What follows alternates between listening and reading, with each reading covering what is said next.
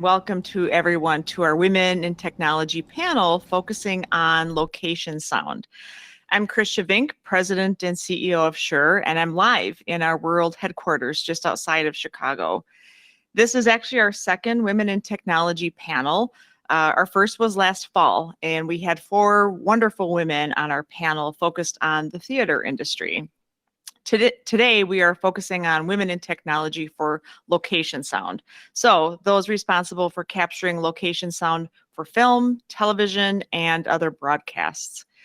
At Shure, we've taken a bigger role in advocating for more diversity in the audio industry. I actually began my career as an engineer at Shure more than 30 years ago, and I've worked my way to be president and CEO. Interestingly, I was not the first female leader here. Rose Shure led this company before me. So since 1995, Shure has had a woman as our leader. And I don't think a lot of companies in audio or technology can say that. However, as rare as that is, I think the other women that are here today are even more rare. This is a very distinguished panel of great women in the location sound industry from all over the world. And we're also being joined by attendees watching and listening from all over the world. So thank you for joining us.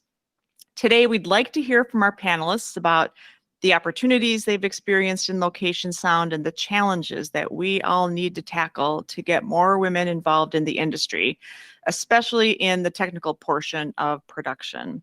So let us get into introductions, and I'll start in alphabetical order with Lilou Augier. Could you please introduce yourself? Yes, hello everybody. My name is Lilou Augier and I am talking to you today from Tokyo, Japan.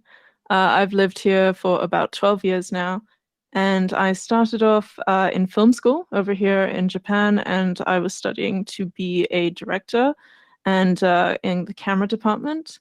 And once I graduated, I immediately went into the film industry here and started off as a DP doing camera work, before then starting my own company with 2 of my very close friends who are both women. So we are a female-owned production company based here in Japan. We do commercials and narrative work, and I'm so excited to be with everybody today. Thank you, Lilou. Ivonne, could we hear from you? Yeah, hello all. I'm talking to you from Berlin, and I'm based in Berlin. And yeah, I started with my education in the film school in the late 80s in Berlin. And yeah, the education were very in general. So I did, I did some directing and did own films as a director. And we had to help each other in all technical departments. So I tried a bit camera, and I tried to be a camera assistant. And then I ended up in the sound because, I liked sound, and it was my best friend, my best girlfriend from the university. She wanted to be a camera person, and so we worked together in documentaries and in fiction films, and yes, we wanted to be together. And then so I decided to go to the sound, and then in '89 I started working in the television program in Berlin, and since then I'm still always working in a professional sound. And some years I did both directing and professional sound, and then I found out it's not the best way, because it's a bit like don't come very good together with those with those 2 departments. And so in the middle of the 90s, I decided to be a real professional sound recordist, set sound recordist.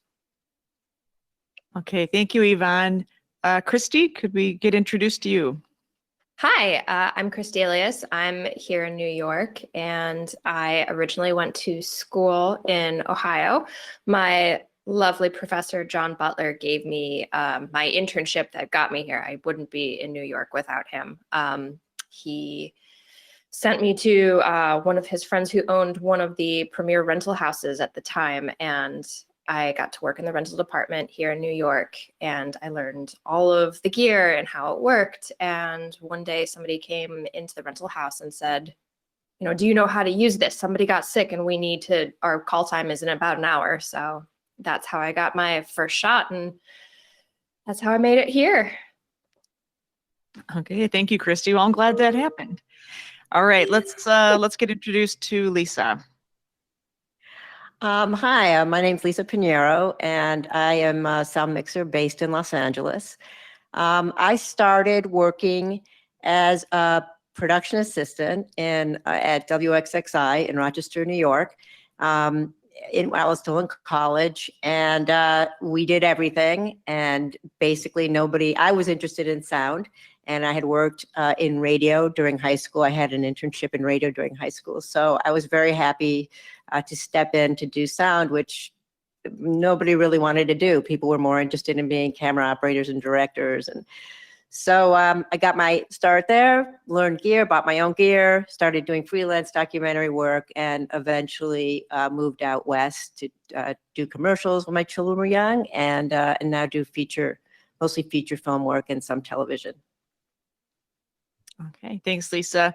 So, as Cheryl said earlier, we will be having an audience Q&A at the end of this, but I've got some questions that I want to get to before that. So if I don't cover everything you're all curious about, please feel free to use that chat and enter in some questions. So we're going to start with kind of stepping back a little bit and talking about, you all introduced yourself and talked a little bit about how you got to where you are today. But if you could each just elaborate on that a little bit, how you got into this industry, and if there's maybe something or somebody that really inspired you to stay. You've all been in here for a while now, so why did it stick, I guess? And Lisa, we'll go ahead and start with you. Well, I was always really, as far back as I can remember, I was always really interested in sound and sensitive and aware of it. And I remember we grew up in the countryside, and I remember just, laying in a field and just hearing the layers, around, and just totally aware and interested in all the different layers that made a soundscape. And my parents were both really very curious people, and it's pretty much encouraged us to do whatever we were interested in and pursue just about everything. For their time, this was in the 60s and 70s. So, and during that time, they were pretty very open-minded there were no gender issues with my parents. My dad was a mechanical engineer, and he tore things apart and asked us to put things back together with him. And so we were always, and my mom was a principal at a middle school, and would bring home the Wall and Sack recorders that they used to use for film strips, if anyone remembers film strips. And they were open reel recorders. So I basically had all, I was interested. My parents really encouraged it, and I got, all of our interests, and I got a chance to work at a radio station while I was in high school, taking requests and putting together the weekend programming, kind of prepping those reels. So I just had a great start, and it just kind of went from there. As soon as I was in college, I wanted to go someplace and learn more. And I was very sound focused to work, in sound in some capacity. Okay, thanks, Lisa. And Christy, you kind of told us about responding to an emergency situation, but then you stuck with it. So tell us more. I think it's similar to Lisa's, where just even as a child, I think some of my earlier memories, I grew up with cassette tapes. So if you wanted to hear a song on a radio, and we didn't have CDs. We didn't go for singles at the store at the time. And you'd sit there and listen all day to the radio and then record it. And if you didn't get it at the right moment, you had to sit there until it came back on. And so it was kind of like a primitive form of editing and recording at that time. But that's probably my earliest memory. And then I played piano throughout all of childhood. So I honestly thought I was going to be some sort of in-studio musician. So I went to school originally for music performance and audio production for music. So I started on Pro Tools, and then we started learning recordings. And I had this love for Pixar, and I really, the initial dream was to work in Foley in some respect. Because I just thought, I was kind of making something out of nothing. It was like an audio alchemy. And I loved that. And a professor was like, well, you'll appreciate good sound that comes your way in post if you have to go record it on your own. And that's how I met the professor who gave me the internship to get here. he was in the film school and I was just in the media school, and film school was only for the graduate students. And in order to get in, I had to get a handful of professors to sign off and be like, yeah, she can handle this, it's fine. And so I landed in John Butler's class, and he was actually he's very a very distinguished sound mixer in his own respect. He was Mr. Rogers' sound mixer for the longest time. He did a whole bunch of documentaries. You know, his office used to have photos all over the wall of him with penguins and microphones. And so he was the one who got me the internship. And he was really the only, you know, we were talking earlier about being the only one in the classroom that was a female at the time. And there was me and maybe one other girl. And of course, everybody wanted to be a DP or a director because those were the glamour jobs and you got to call the shots. And I was the only one who was genuinely interested in sound. And so I got the internship. And then that emergency call came in, and it turned out that they didn't want to keep that individual on anymore. So I ended up finishing out the run of the show it was a reality show. I feel like we all kind of come up through a non-union job in one way or another, and then we get to unionize. And, you know, I remember the day I was standing in line outside of the 52 office trying to just give them my packet of papers. And there's like a handful of core memories that span my lifetime so far, you know, ranging from marriage and children, but that's another core memory of just, I'm going to have my union card. And once I got in, you know, you talk about movie magic and you don't want to sound like a cliche, but when you work on some of the bigger, less episodic and more just like moving walls that actors are dancing on, I got to work on In the Heights a couple summers ago, and we had an entire moving wall where the actors were dancing. And I think it's that movie magic where, you know, it's every, you know, 4 or 5 jobs, if you're lucky, you get to be on something like that where it just kind of reignites that spark where you're like, oh, this is why I stick around. This is why I work the 14 hours a day, because this is incredible. I've never seen anything like this before. So I think that's why I've stayed, is just because the magic exists. It's not all just 12-hour episodic, you know, oh, we'll fix it in post. Sometimes when it happens, it really is magic. I love it. Okay. Ivonne, can you tell us about your inspiration, spark, magic, how you got here?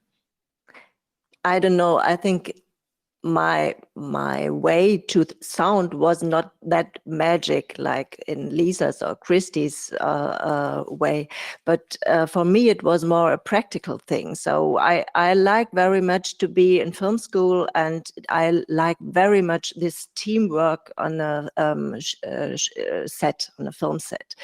And yeah, I don't know. So I always was interested in techniques in a way. So even though I didn't study the sound techniques and I didn't came from the acoustic physical things, but I like very much the shooting situation and the shooting scenario and all what is behind this creating a story together in all departments. So the camera work and the sound work and the actors, before all the actors. And I like that very much. And I when I was in film school, I liked very much this long days to be together, all together, and create a story and a film. And for me, I don't know, it was a bit like a practical decision. And I was very interesting in the technique of doing sound. So in the first years with this audio tapes and this French or Swiss brand Nagra, it was really heavy. And yeah, you know, the boom, it was really heavy. But I don't know, I liked it in a way, and maybe I was a bit talented for that. And there were not so many students who decide to go to the sound. And then it went step by step. So we had to help each other as students in the technical things. And then I was asked very often to do the sound. And so I got more experience. And then I was, in a way, in the end of my education, I was like a tutor for the beginners of the education. And yeah, and then, as I told you, I had this job in the broadcast program and the ZDF, and I had I got some experience in the professional television, documentary and news program, and it went forward and forward, and I got much more experience. And then I had to earn some money, and then I started with the fiction film sets. So, and yes, I told you it was really hard to be sometimes really the only woman which was head of department, so the camera department and the light department, and that all were men. So in the technical department, so the directors were women, and the mask and the costume and the production people were women, but in the technique department they were all men. So yeah, maybe, I don't know, I've been a feminist since I am 15 years old. So maybe I thought, yeah, it could be great as a woman to go into the techniques. And so, yes, I got more and more experience. And then, but I love very much filming and documentaries. So this is my passion in a way. It is now, I think it's really, really tiring for the body, or a bit like, exhausting, because you have to do all alone, you have to work all alone, you have to carry always this heavy recorders, because they are not so heavy as they used to be in former times, but now you have all the radio links, and you know where I'm talking about, what I'm talking about. It's you have kilos and kilos, and then you always have to work with the boom on your own. But I really love this close situation, and to be on the ground with normal protagonists. So I felt that maybe in the fiction films, it's like a laboratory. So you stick together for 6 weeks, 8 weeks, 12 hours a day, and it's like you are not really in the world. So it's a special world you are living in, and I don't like that very much. What I like is to be a part of a small team and to talk about the issues of this film and about the themes, and about to work with the protagonists, and to work very, very deep together with the camera person and the director. And so this is maybe so I'm working for documentaries now. So my half-life is freelance and movie documentaries, and the other half I have a contract in the news and documentary program of the. So yeah, this is my passion, to work in documentaries as a sound person. Okay. Thanks, Ivonne. Let's hear from Lilou. Your spark, your inspiration. How'd you get here? Thank you so much. So I guess I don't really have a story into sound, right? So as I mentioned, I run a production company with my colleagues here in Japan. We're called Panic Ball Productions. And I kind of want to start in university, because I was a business major for about a year and a half. And I hated it. I hated every part of it. And I had a friend who was working on a set, and he was directing it. And I remembered, as I was listening to your guys' story, that he invited me one day and he said, "Hey, I'm shooting a short film. Can you come help me out by holding a boom pole?" And none of that made sense to me. I was just kind of like, what is this world that you're talking about? Of course I'm going to come through. And I got to set, and I was given a boom pole, and I held it, and the actors were so passionate. And this was, a very low budget indie type film, but everybody was so passionate. Everybody had been working day and night and sweating and out in the Japanese heat, and everybody was laughing, and kind of like that chaotic manic stage you get to after 15 hours on set, and this like a live passion. I thought, I want to be in that. I want to be involved with that. So I jumped straight into it. I switched my majors. I focused on film production, and then I could also speak Japanese, so it was very easy for me to get a job after I graduated in the industry. And I was very lucky to start into a Japanese production company. That's what I thought. There's no unions in Japan, and there's a lot of issues in the culture here, especially the work culture. And at my company, it was small. It was a small business, and it was run by a woman who utilized my passion and kind of to a certain extent that was not appropriate. So I was at the office every day until 3 a.m. I was there again at 9 a.m. I was editing, I was production managing, I was color correcting, I was shooting, I was doing everything, which was great. I look back on it and I got exposed to everything and it was fantastic. But what stuck in my head is that this is not right. This is our passion and this is what we're doing. But I'm being, you know, in my early 20s, I'm ready to quit, and that didn't feel right.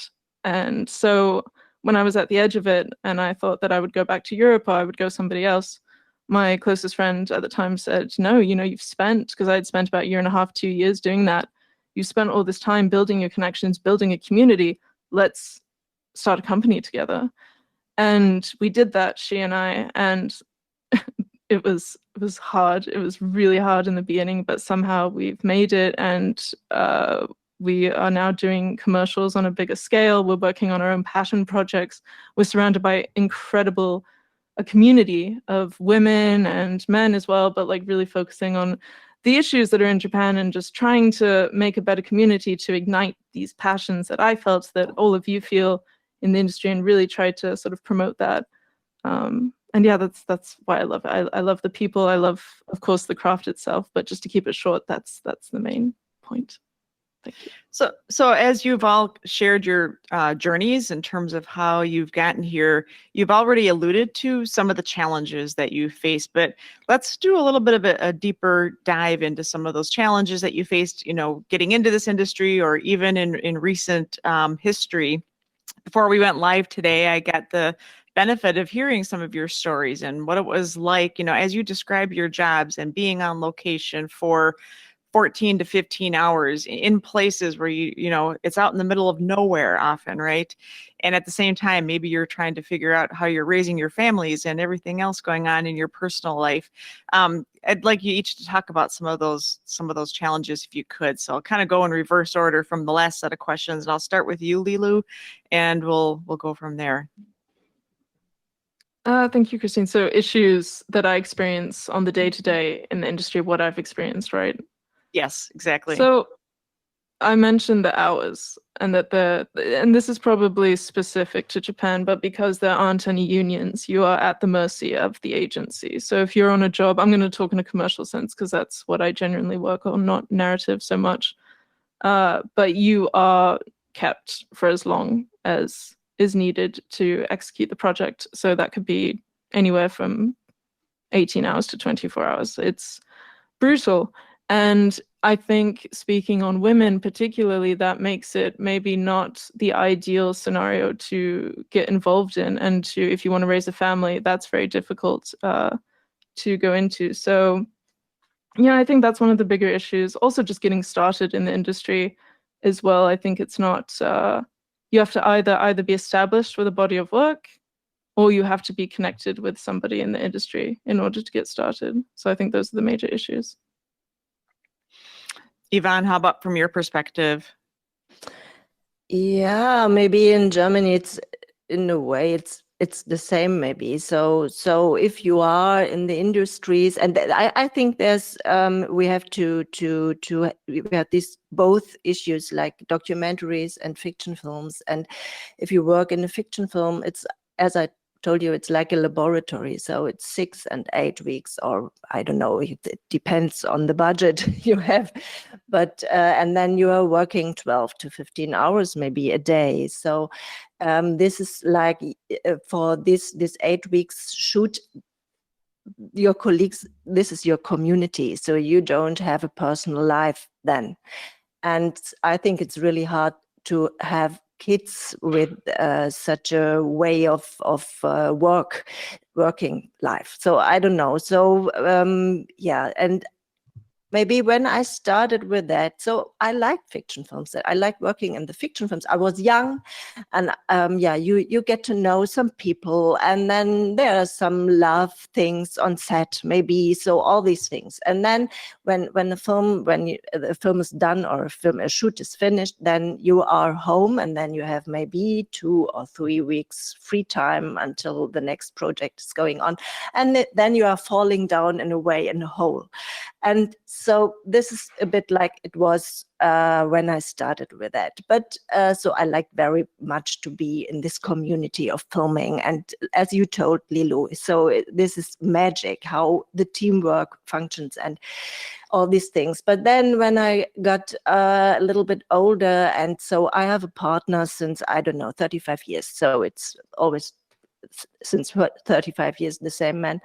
And so then we, in a way, decided to have kids and have a more and more personal life. So then I appreciated my time in family and not to be in this laboratory working situation. And this is why maybe I went on working in documentaries. And as I told you, I like that very much. I like the shooting and to be not on this big, in a big set. And I think this is in a way a problem for many, many women, this situation. And so maybe I can tell you a little bit about the situation in Germany, because we have, I don't know if you know, we have an association, a women association, which is called Pro Quote Film, which is from women working in the film industry of all departments, especially directors and actors, actresses, and camera persons and sound special. And they had a congress during the Berlinale, during the film festival in Berlin, and it was how our working life in the film industry could change to be more social and to have more free time. And it's the family fair Congress. And I think this is a very interesting issue. So I think the younger people, so when I talk to some students, they have a special impression of work-life balance. And so I think in all industries, for the younger people, things are changing. So it's, I don't know, it's a bit hard to talk about the financing things, on the budget things, and on the other hand, on this our wishes, how we want to work. But now there's a discussion in Germany, how can we try to make our work in the film industry more social and more in a family, that you can have a family. So I think this is a very, very interesting discussion, and we don't have solutions, but we started to think about that. And I think for me, I'm 61, and it's now since 1 year, maybe, I have had some discussions with the students. This is the first time we ask about the structures of filmmaking. So we are really, really addicted to what the budget tells us, and the budget in Germany now, it's going down and down and down, and the financing a film is really hard thing to do. But on the other hand, we try to think about, does it have to be like that 15 hours a day, or can we maybe work part-time or 5 days a week, or I don't know. So, and especially for women, as you told us, Lisa, you had some time when you were with your kids and you were not working in the industries, if I get it right. So this is a thing for women, and it's the same thing like it was for 30 years ago, and it's the same thing now. So don't want to talk so long, but I think it's a real interesting thing. I'm going to come back to you on some of those topics, Ivonne, when we start talking about maybe, things that can be done. So keep that in mind. And thank you. Christy, can we hear about some of your challenges? Sure. It's interesting because, what we face as women in this industry, it's no different than what women in any industry, or, you can be jobless and you're still going to run into a lot of the same issues that we have, right? I mean, I was on a scout the other day, and a much older male department head, the way he responded to me, I couldn't help but think, and it wasn't until some other male brought it up to me that, man, you must get that a lot as a female department head. And I was like, oh, it was a female thing. But so many times I can't imagine that men would talk to other men the way they do when they talk to me on set. I've had individuals tell me, oh, you're an inclusivity hire, aren't you? That's why you're here. So that's a special problem in its own. But I mean, also, you know, my parents are a really good example. My dad owns a roofing supply warehouse, and my mom is basically the general manager of it. And roofers are a very interesting bunch, very hardworking, also very hard talking.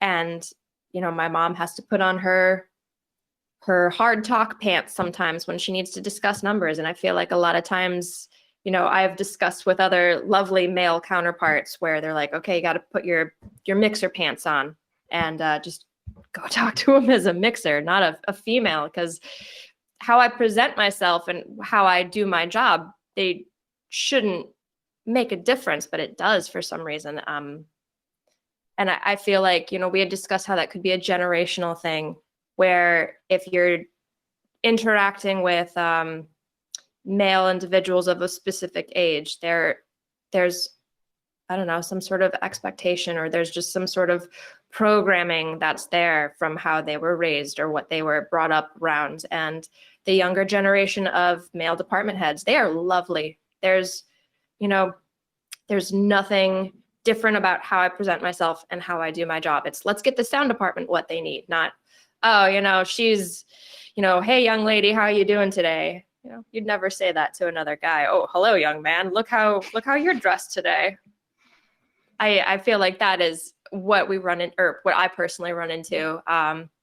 You know, and then there's also the very interesting, you know, we're, as American mixers, as in New York and Los Angeles, you know, if you choose to be a mother in the United States, there is no government support right now for time off. I remember working with a French sound mixer, and we had an incredibly short day on set.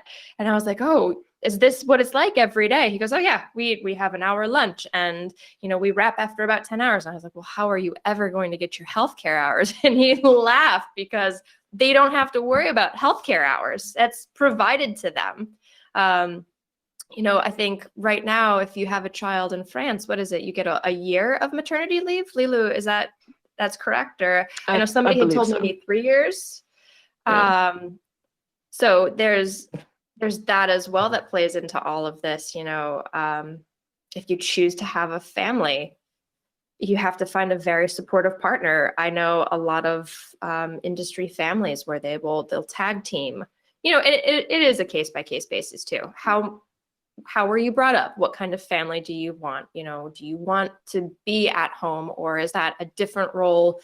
And it's all a case by case basis. It's not going to be a one size fits all. The mothers get to stay home with the kids and the dads get to go to work. And some relationships are different, or, you know, it's not even a mom-dad situation anymore. It's a mom, dad. It is changing entirely now. But I think the thing that is still a problem that is stuck around is women are staying home with their children, and they are taking the break from work. And when you are showing your resume to somebody who's trying to hire you, they want to know why there's that 9 month, 1 year, 3 year gap. What happened here? Oh, well, I chose to raise another human being and be at home for them. And if you don't, you know, I personally came back 3 months after I had my second, and I was still a nursing mother, and thank God for the sound mixers I worked for. I worked for a lovely man by the name of Dave Schwartz and another lovely man by the name of Griffin Richardson. And I can't help but think about Mr. Rogers. Find the helpers. They are the supportive ones who are like, they will burn down the set if I don't get my right to go pump, or if I don't, you know, if I don't get my 20-minute break that I need to provide for a little child, they will raise holy hell if they need to. And you know, there's a lot of sound mixers who I worked for my first child who did not do that. They're like, oh, you're nursing? Well, you're going to have to do that during your lunch break. That's in 6 hours. So, I mean, unfortunately, that didn't bode well for my firstborn. I definitely had a lot more success with my second born because I had the support from those individuals, whereas I did not have the support the first time around. But again, that's also a unique problem to so far. It's a unique problem for females in the industry. Mm-hmm. Okay, thank you, Christy. Julie, can we hear about some of your challenges? Are we on, this is on Lisa? I think we're, yes. I'm sorry. Yes. I'm so sorry. No worries. Yes, Lisa. No worries. No worries. So everything Christy said, everything everyone said, you know, when I was having, I had my first in 1990, it was a very different world. I basically was taken off a job when the producer found out I was pregnant, because he felt he felt that it would be that the clients would be upset with him that a woman was on the set working and pregnant. There were there were so many things that would be considered completely inappropriate and absolutely illegal now that happened then, and nobody gave it a second thought. And there was no arguing, there was no discussion. You know, basically, no. I'm sorry, you're pregnant. We're having someone else come in. So, you know, there were just a lot of the set. As I think we talked ahead of time, I started in documentaries. I found the documentary world to be much more open-minded. You know, I worked as a woman in that world. There were women directors in that world, and producers early on, a lot. You know, I worked, my ex-husband was a cameraman, so we worked a lot together. And it was just a much easier world to get into and be a technical, you know, work in a technical field when I started. And it got much more difficult on larger crews and larger union crews that were very, I think it was definitely generational. I mean, it's very set in their ways, and a lot of comments about women and technical you know, being able to, you know, handle a technical position, and a lot of being ignored and by other department heads, and they would talk to a boom operator who was a male before they would come to me. Just exactly what you would expect. A lot of inappropriate behavior on set. I mean, things have changed a lot and for the better, but there's still a lot of mansplaining on set. I still get it. I get it from people that I hire even, you know, and, you know, they feel the need to explain to me how to do something that I've been doing for over 30 years. So, you know, it's just something that, you know, I don't know what the answer is, but I think that it's getting much better. And I think it's generationally, you know, this younger group of people on set are just in a different place, and they've grown up in a different way. And I think my kids, you know, certainly have no idea and would never treat, you know, their peers in the way that I might have been treated when I started. But you know, it does make us stronger. I do feel like it does make us stronger, and it makes us find ways to get things done. You know, you just learn how to deal with these people. What Christy said about her mom putting on her tough, you know, sometimes you just have to put on that facade, and you just have to bring the, you know, the hammer down on that kind of behavior. Yeah. Well, sometimes we all have to laugh at ourselves a little bit, Lisa. I've actually been sitting here the whole time this morning thinking about how much you remind me of a friend named Julie, and I can't believe I actually just a moment ago called you Julie. So I promise. No worries. No worries. I was just looking around. So I know. I'm like, there's no. Okay, that's what. Sometimes what's in your brain comes out of your mouth. You know. Absolutely. So you all, I appreciate all of this background. So I'm going to kind of like leave it open on the next set of questions here. And you've already started to get into some of this, each of you. And so I first wanted to ask what you think maybe is different about the part of the world that you work in. So I think it's great that we have a couple of United States-based people, and we've started to talk about that a little bit.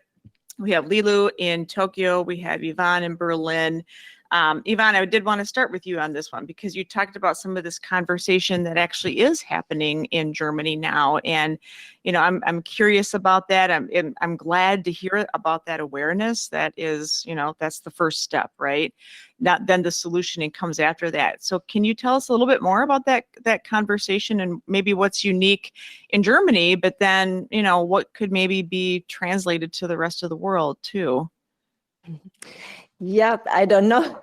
But yeah, for me, as I told you, I found it was very interesting that in the film industry, we start, I don't know, I think there were very young students, production manager students who came in first with this subject to make a panel about the family fair thing or in film industries. And then this association Pro Quote Film, which is from a women association, they went on with this subject, but what I think is that I was talking about that. I was thinking about that when you talked, Lisa. So I think there's a big difference. So in Germany, we have this: you can have a contract in a television program, but if you work in a normal movie, documentary, or fiction film, then you are a freelancer. And as a freelancer, you have so it's much harder to have your rights if you get pregnant than when I have it. So for me, is I have this part-time. So I'm working 110 days a year for the television, and the other part of my professional life of my working life is as a freelance. And so when I got my children, I had all the support of my employer, like the television program ZDF, the second German television channel. But for my freelancer life, I don't have any. I'm not. How do I tell it? I'm not supported by anyone.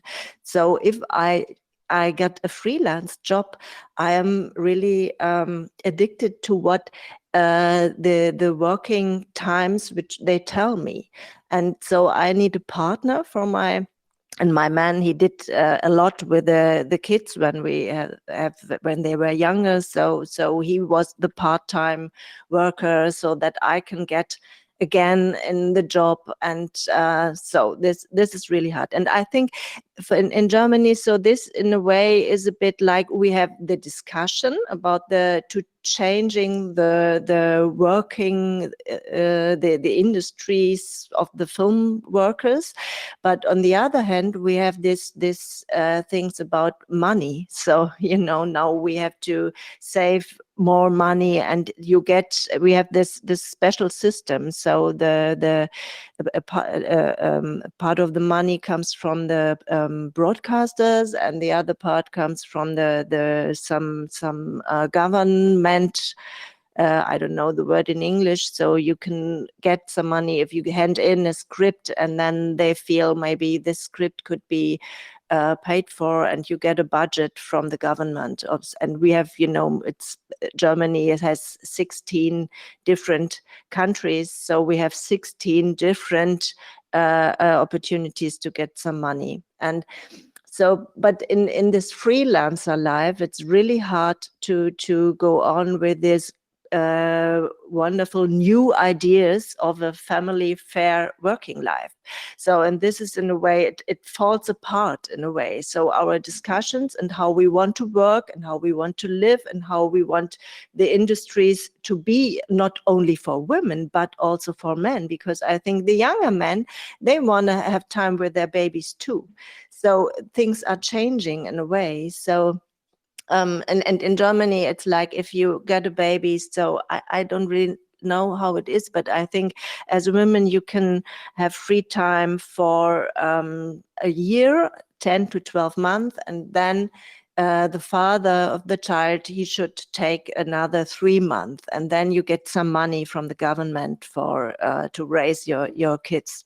So it's like to get the man into the boat and to make some free time, to have some free time. So I think all these discussions are not really only for women. So it's for all of us, and for the men too. But I see the problem with the financial things and the budgets and our wishes, how we want to work. So maybe a normal fiction film, you don't have, maybe now for a normal low budget fiction film, you have 25 days of shooting in Germany.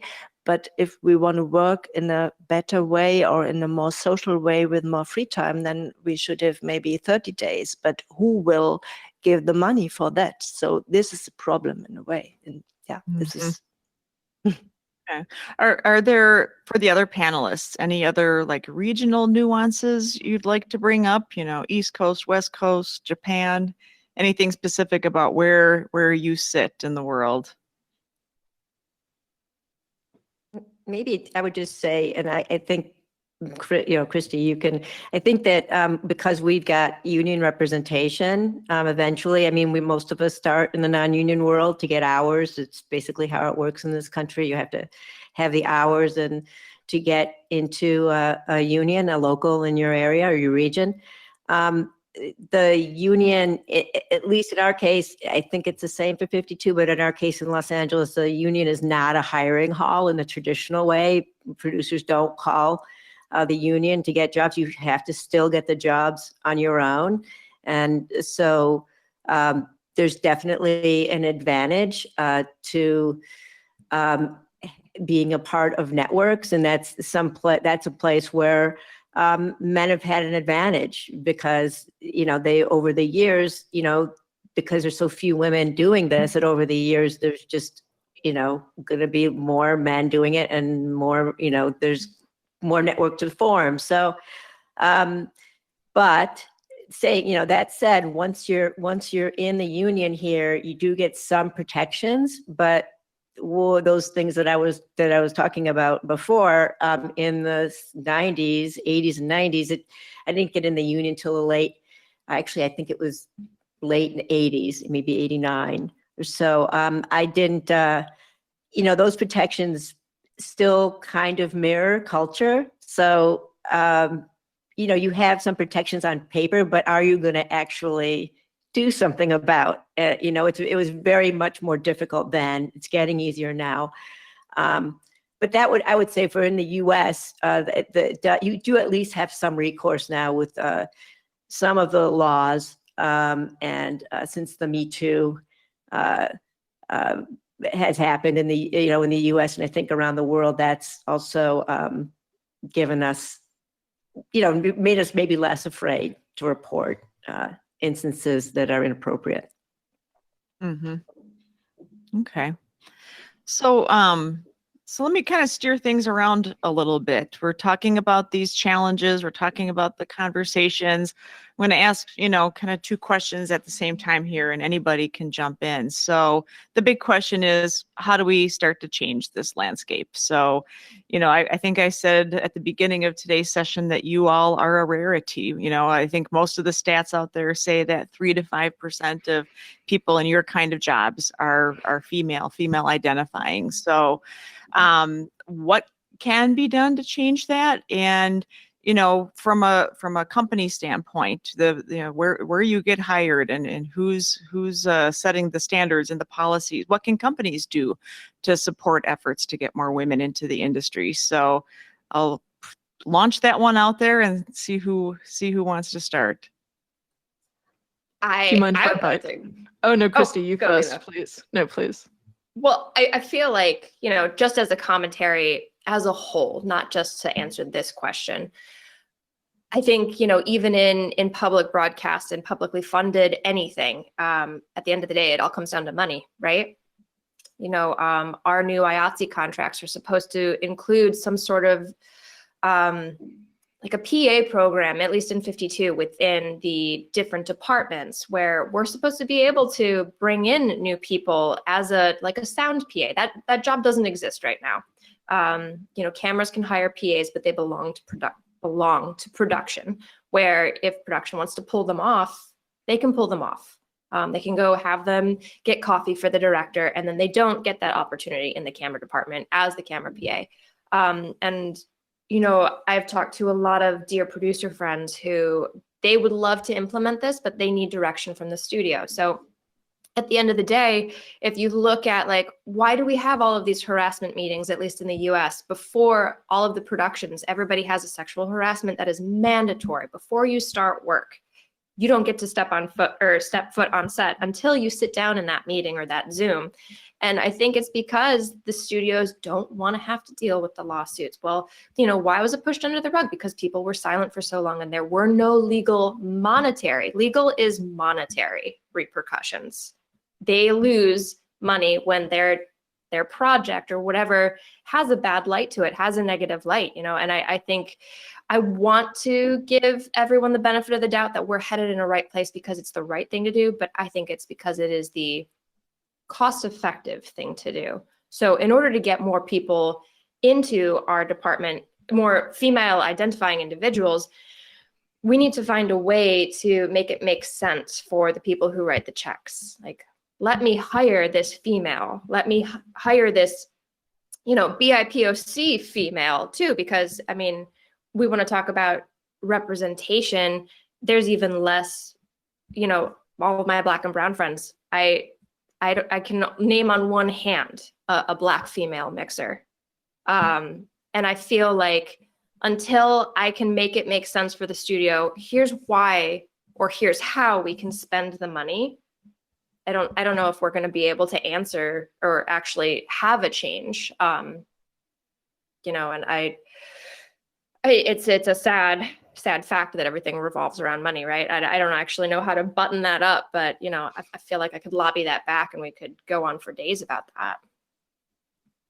Yeah, I think if I can add something. So I think in Europe, it's the same discussion, not only in Germany, but I don't really know. But there are some countries like Sweden and Austria, I think they have some diversity rules. And if you, as a production industry or a production company, if you wanna do a film, it doesn't matter if documentary or fiction film, and then you can go on 5 point or special points, and you get maybe a few more money when you employ women or diverse. I don't know. Yeah, it's about the race and diversity and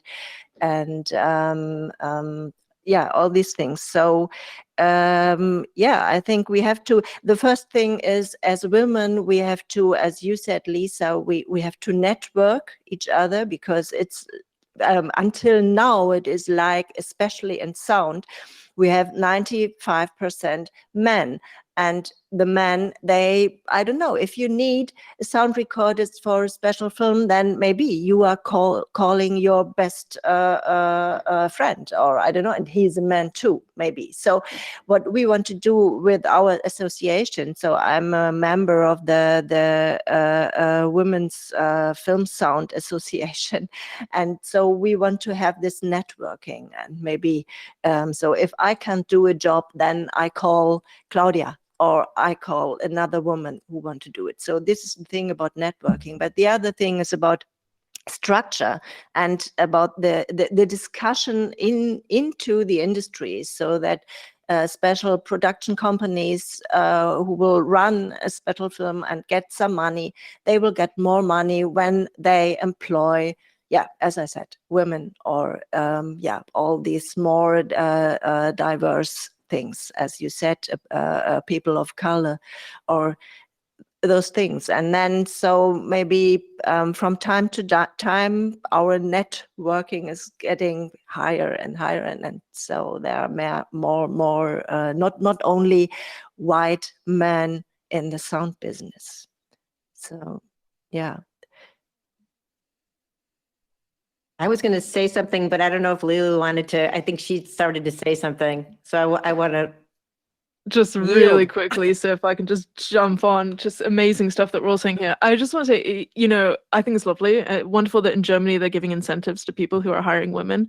There's not any of that here, unfortunately. So it very much rests on the agencies and the production companies to make those executive decisions. And what we try to do, and what I'm seeing in a lot of female producers around us, is that they're intentionally putting forth DP candidates that are female directors in these candidates, making sure that these lists of people who are the department heads are female, and saying, hey, there's these options, why not go for a female? And a lot of clients and overseas clients and local clients are saying, oh yeah, no, we would rather go with like a female director, not because they're female, but because they're in this, they've got a great body of work, and they recognize that this is an issue and it needs to change. And especially when it comes to hiring crew.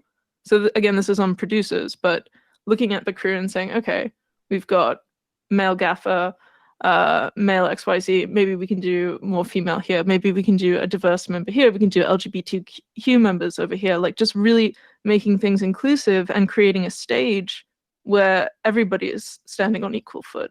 And I really think that rests on the responsibility of producers, of production houses and agencies to make those decisions. Yeah. Mm-hmm. So I was just going to kick in that the same thing, that it always really comes down to the studio and the producers. We've got our local 695 has actually for the last couple of years had a trainee program where the trainees are paid under the sound local, and there's a trainee rate, and it's at this point has been a way to try and get underrepresented groups onto film, into the sound department. And there's been some we've had some incredible successes, and we've got some really hardworking people in our local that spend a lot of their free time working on this, and they're doing a great job.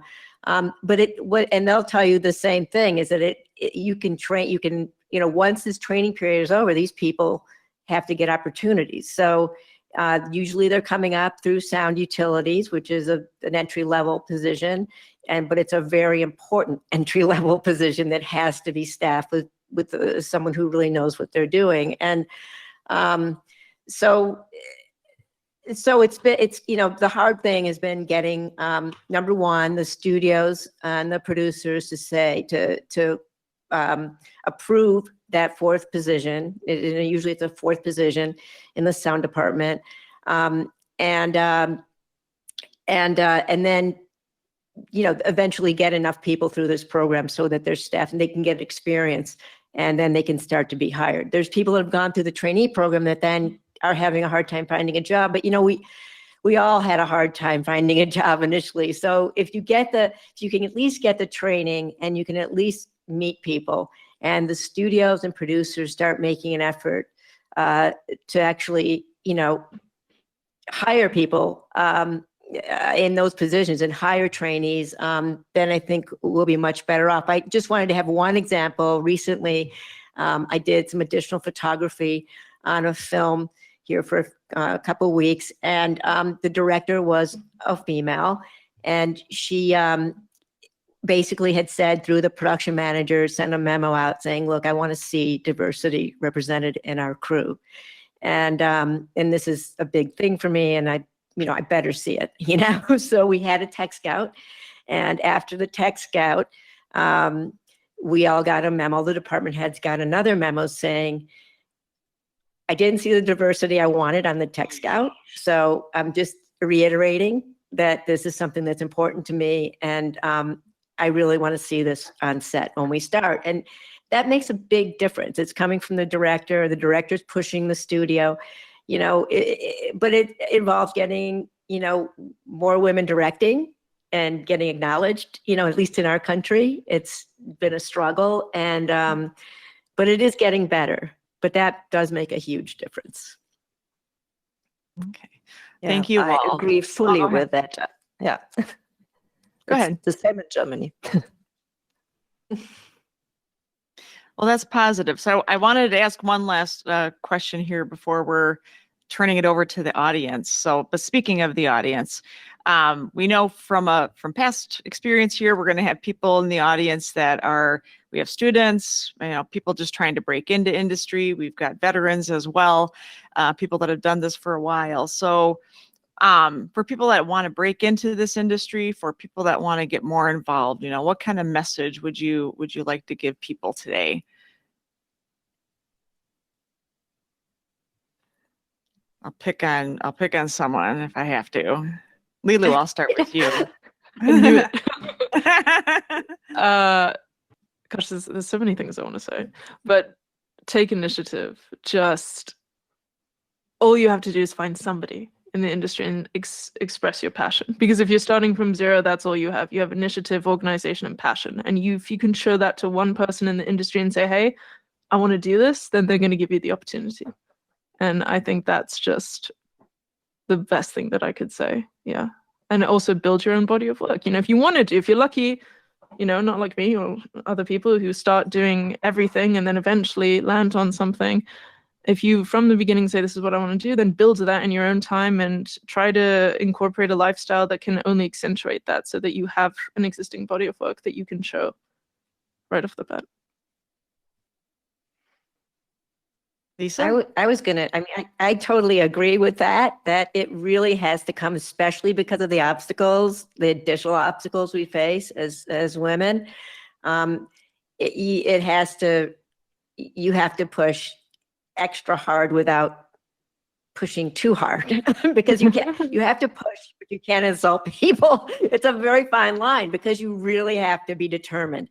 And, but you have to also back that up with really knowing the stuff and knowing the gear and knowing the set protocols, and so, and also going in with an attitude that every day, you're going to learn something new. Every day is a chance to learn something new. You're going to make mistakes every day, no matter how many years you're in this business, you're going to make mistakes every single day, and having an open mind to realize and make adjustments, so that you just get hopefully better and better and better at what you do. But you just have to be super driven, and you can't be afraid to start. You don't have to go to film school. You don't have to, there's no one way to get here. You just really have to be very single-minded about finding connections to people and being willing to start, on the, low end, non-union stuff and doing your own work. There's a lot of, now you can do a lot of your own work. There's a lot of tools available.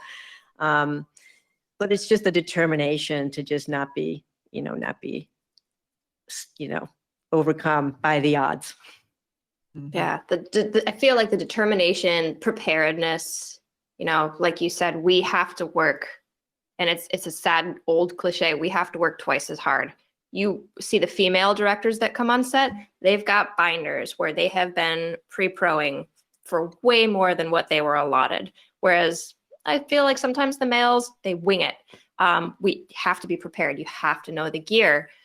Don't give up. Every bad interaction that you have is going to be a learning opportunity, and you're going to take that and it's going to further prepare you for the next time, because you're going to continuously run into it. And I feel like the open-mindedness that Lisa mentioned, if it's a negative interaction with somebody, don't have that ego to fight back. Just one of the best boom ops I know, she is a master negotiator and a master of not like hostage negotiation, but she has the most level head. Every time somebody pushes back, she just, oh, well, this is an interesting opportunity to learn. Okay. A lot of it is just like human psychology. Go in and, you have to be tough. You have to be a tough cookie. You can't give up. Every time somebody tells you no, you just keep throwing it at the wall till it sticks.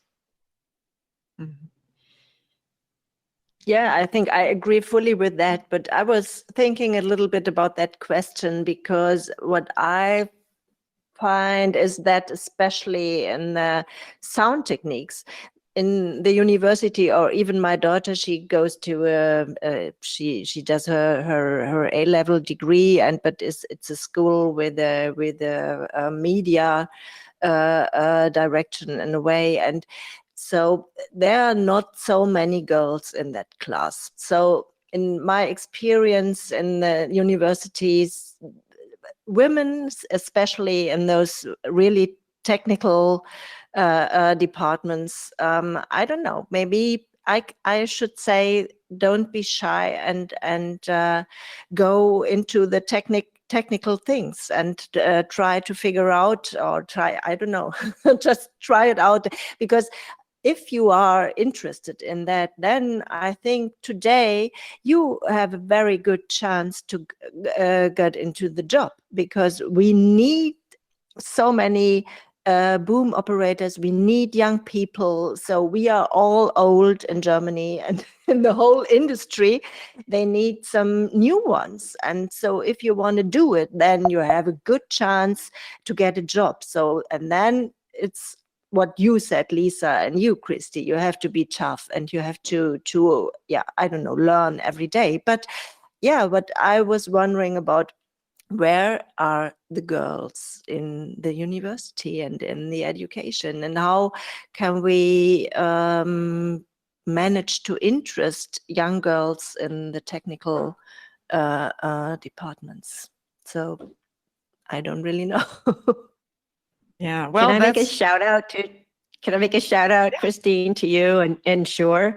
Having you in the position you're in is very inspiring, I think, to many of us in the sound world. And also, we have our rep out here, Jen, is incredibly capable and is very good at her job, and a wonderful support person. And to have a female in that position is very inspiring. And the fact that you guys are doing webinars like this, and you're including women in your discussions, is all really important stuff. And so just a shout out and a thank you. Oh, it's very to you for kind. doing Thank this you. kind of Thank thing. you very much. And I really have soaked in everything that you've all said, because we've all lived through this. And just what Ivonne said, trying to encourage people to get past that intimidation factor and just try it. If we can just get people over to this side, then it's, that's the easy part. Once they're here, it's okay. They're going to stick. But getting past that fear factor, intimidation factor. So thank you all. I am going to turn the keys back over to Cheryl here. Hello, Cheryl. And let's talk about questions from the audience. Fantastic. We've got some really good questions and a couple of interesting comments that I'd like to share with the team. So the first question, I think this one's really interesting. While a lot of men are willing to speak up against gender inequality at work, even well-intentioned interventions can come across as overbearing or create additional tension. What is one specific thing you wish more men would do differently to support women in professional interactions?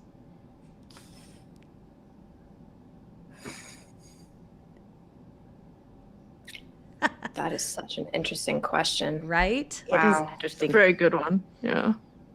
I guess maybe a good way to think of it is, has there been a situation where, some of you talked about having people that have been supports.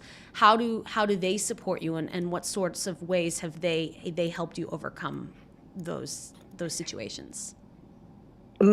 Maybe I can. So there is a job association in Germany for the film sound departments, for all of it, like the set sound and the post-production and all that.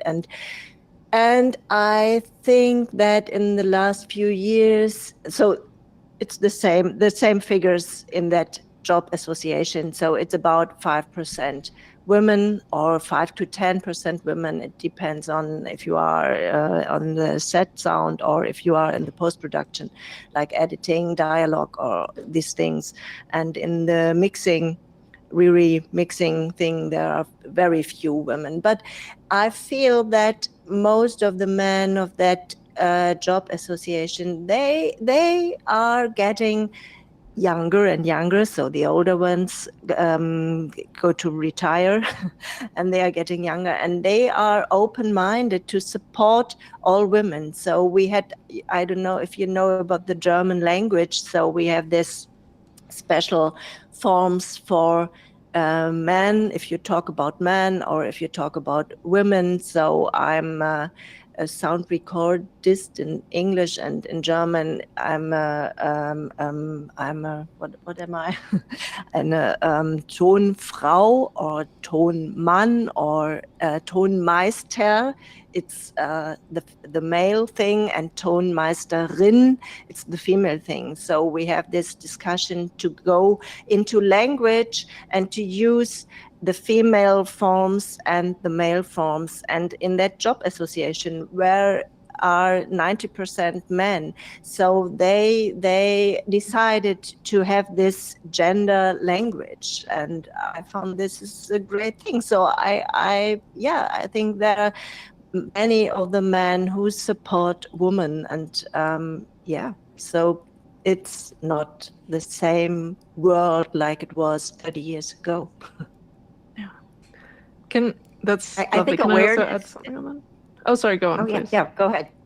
No, I'll just say, I think awareness is just awareness. I was going to say that awareness, and that is something that I think is younger people are much more aware because of the culture changes. But awareness, and then just things like going through, my people that I work with always laugh at me because I'm like, there's a chain of command for a reason. It's a communication. It's a very necessary way to communicate on sets, and that if you go, to maintain that, and because there's, like I said, there's been many times when a producer, especially male producers, will go to a male person in my department and completely and ask them to help them with something when they should be coming to me. And, so that happens less and less. But if you're aware that might be happening, instead of just going along with it, you can at that point say, you got to go talk to the person who's in charge, and so those kinds of things, they're happening less and less, but that's incredibly frustrating when something like that happens. I'm sorry, Lilou. No, not at all, Lisa. Like that's exactly it, and that's what I was going to say, is that it's really great when men are supporting us in the industry, and that is important. And I'm surrounded by incredible men here who are always saying, I want more women in around me, and it's such a boys' club, and but it comes down to action, right? So if a DP says, I want a female AC, or a male director says, I want a female AD, or I want to see more X, it just comes down to like, what you're saying is wonderful, and we understand that you support us, and we love that. Please keep voicing that, but also put it into action. So hire those around you who you can, and spread the word that if you meet somebody who's up and coming, female XYZ, promote them. Oh, I just worked with this amazing female sound recordist. Please use her for your next one. I think that's the best thing to be able to do. That's some great advice. All right. Next question. What do you think about having a fake it till you make it mindset? Christy has thoughts. It is so tough to fake it in sound. You either know how the toys work or you don't know how the toys work. So I will say, know how the toys work, and then you can fake everything else.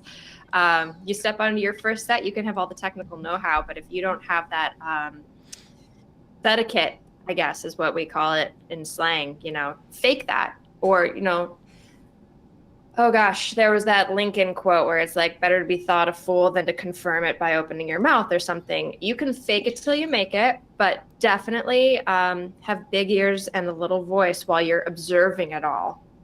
We all fake it till we make it, right? I like to, indie, low budget, no budget. Those are our guinea pigs. That's where you can fake it because, while some of them may come up with you as you're all learning, that is a good place to learn and a safe place to learn. I feel like we've all probably done a low budget, no budget project where it's like, I have no idea how this works, but you also can't afford someone who does. So this is the opportunity to fake it. But, once you're in the bigger budget world, there's very little faking you can do. Find your guinea pigs, fake it there for sure. That's great advice. Awesome. Okay, here's a challenging one. Any tips on how to defer or deal with harassment, especially from superiors or frequent collaborators? Oh man. Don't let it go. Don't let it go. You could always there are rules in place now on union and studio productions, And I would imagine even there's legal now and non-union. I mean, you have to go to your supervisor. If it's your supervisor that's doing the harassment, then you have to go over their heads. I mean, you just cannot, for years, for decades, that stuff was let go because you just had to be like, you had to find a way around it, to dance around it. And, it should not be put up with at all anymore. It should never have been put up with. And now it should absolutely be reported the second you have an issue. Yeah. Also, to that person who submitted that question, if you have found yourself in that position, first of all, that is a scary spot to be in. I can understand you don't want to lose your job. A lot of times, especially if it is your superior, you feel like if I speak out, we could have all the rules in place and it's still not going to change the fact that sometimes it is scary to do the right thing. So if there's somebody above you who you can go to, who seems like they have been in this position, not in the position of harassment, but in their department head position or their superior position, if you can sidestep the person who is doing it and you can find your safe person, always find the safe person on set, because there's going to be somebody who's been in this industry long enough who's like, you know what, I can speak out. I'm not going to lose my job. I have the resume and the credentials to back it up, and people respect me and they know that when I use my voice, it is because it's important. And if you have a superior who's doing that, that person is probably afraid. So find your safe space, because that's a tough spot to be in, especially on set when we all want our jobs. We've all worked very hard to get there. I'm sorry you find yourself in that, but definitely find your safe person. There's always somebody on set, always. Great advice. Here's sort of a related question. Lisa, you kind of talked about being mansplained to. How do you handle that? How do you respond to someone when they start mansplaining something to you? With less and less patience every day.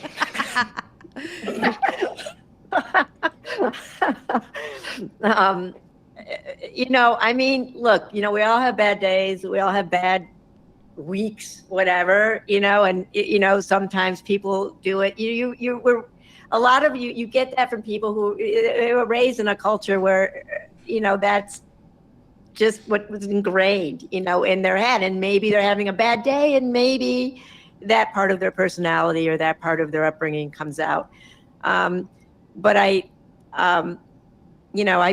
try and nip it in the bud as quickly as I can, because it's just, there's no place for it. We have a lot of work to do on when we're working. We have, enormous pressure on every department head, every person working. And the last thing I feel like any of us needs to be doing is going over, discussing who's in charge and who's responsible and who's going to make the decisions. So I'm very clear about it. I try and be as clear as possible about that. All right, great. Next question about resources. Are there any opportunities or like programs, conferences, or internships that you would recommend that would be beneficial to young women that are interested in being a part of the sound community? I think that depends on in which country you live.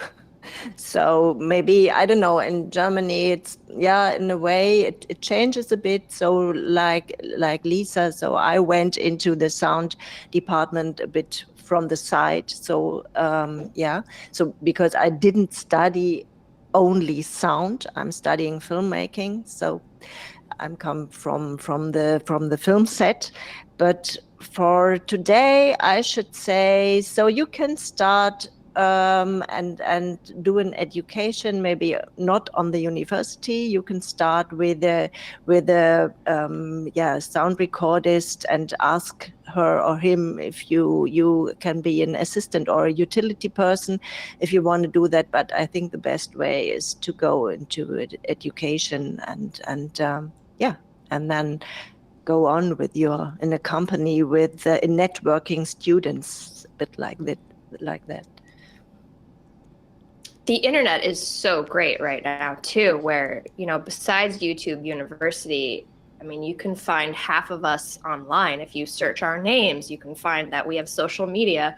You know, you can reach out and just, you know, never be invasive, always be polite about it. But I remember reaching out to, like, I was a huge fan of Grey's Anatomy, and I saw the sound mixer's name at the credits. And this is just like at the dawn of Facebook, and he was on Facebook, and I picked his brain.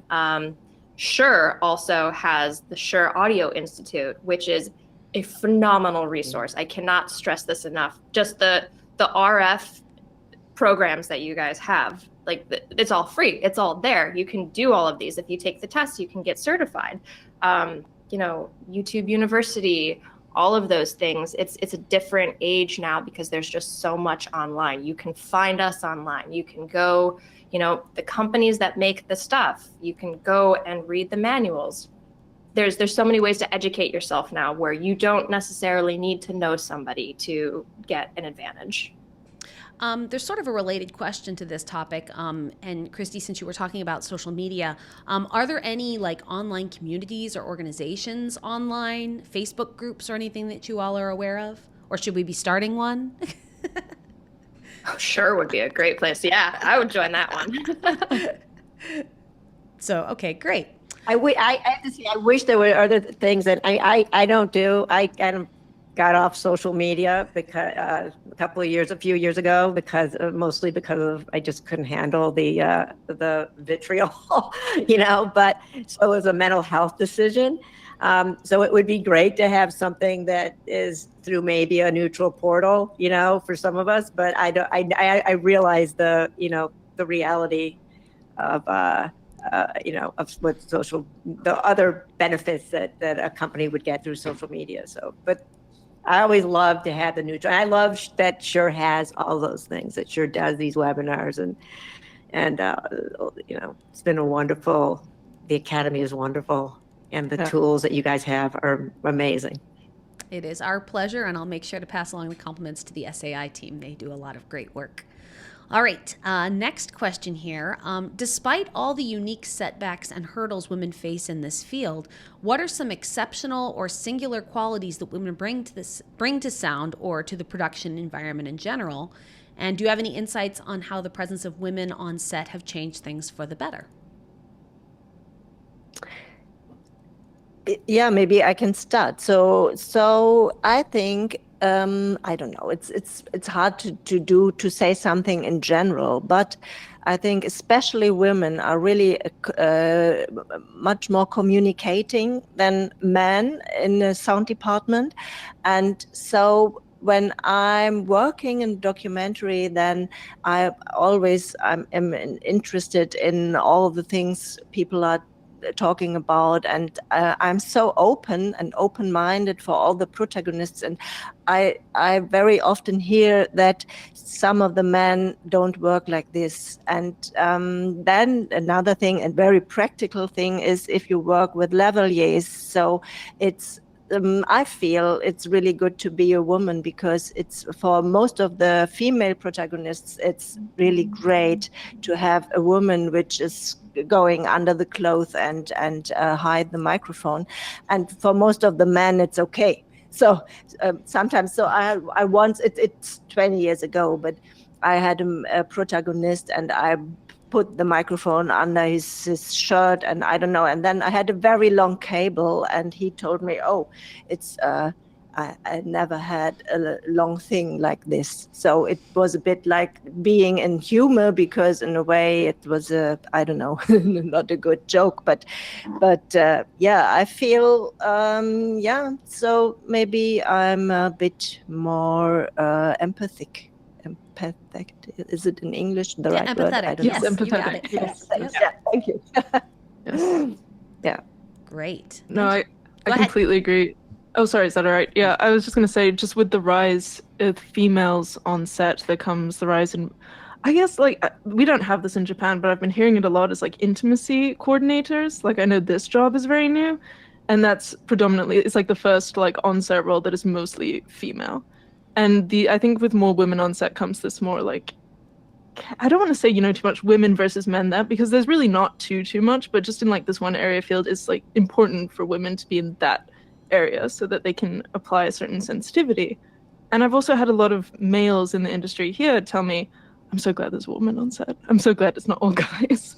Because I think there's just this like bro-ness that happens, or this boys club, when it's all men and there's no woman on set. So I think that's where it really differs.